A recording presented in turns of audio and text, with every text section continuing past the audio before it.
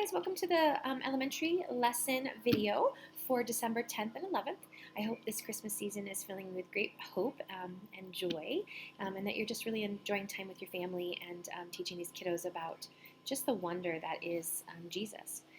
My great hope and prayer is that the kids will leave these lessons and they'll just have this incredible sense of wonder about our mighty King and about our mighty God, that He orchestrated this incredible story in His Son Jesus, and that really only Jesus is the only one who could fulfill all of these prophecies, and that for hundreds of years before Jesus was even born, people were telling of His coming, and that when He came, and he was born, and He lived, and He died, and He was resurrected, He fulfilled every prophecy from the Old Testament.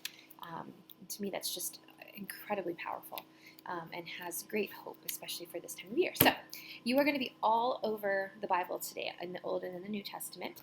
But before I get to that, I just wanted to remind you guys that you'll be doing worship in the sanctuary with the big kids, and I hope it was really a blessing for you last week. We really had an incredible time in Fort Lupton, and I hope that in North Glen and Thornton you guys also enjoyed that experience. So you'll start off there, and then you'll come back into class and kind of, I think, get right into lesson time. So you do not have an opening activity, and you don't have worship. So you have your memory verse, which is about praise, and you'll have your lesson, and then you'll have your craft. So this week we are talking about the prophecies of Jesus' birth. So you'll spend a little time recapping last week's lesson, which was about the prophecies of Jesus' heritage and where He came from, the line, His family tree.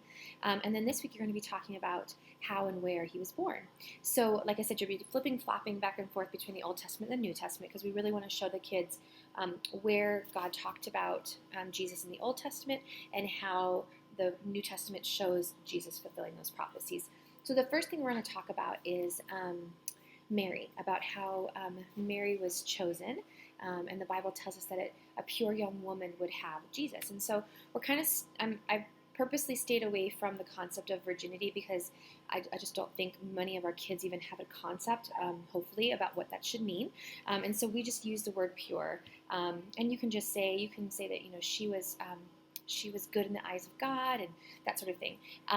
We just really want them to understand that Mary was foretold before, that coming from Mary, a human woman, was foretold before Jesus was born. So we'll be in Isaiah, and we'll talk about how Isaiah lived 800 years before the birth of Jesus.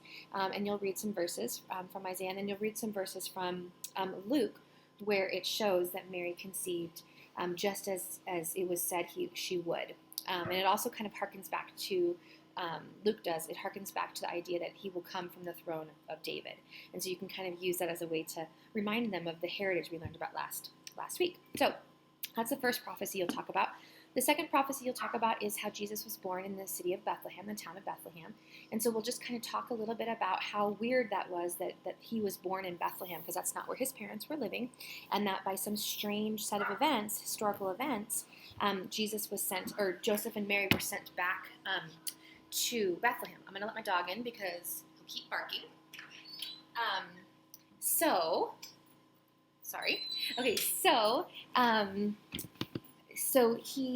You'll talk about that from the book of Micah, and then you'll cross-reference it to the book of Matthew, and you'll just show how,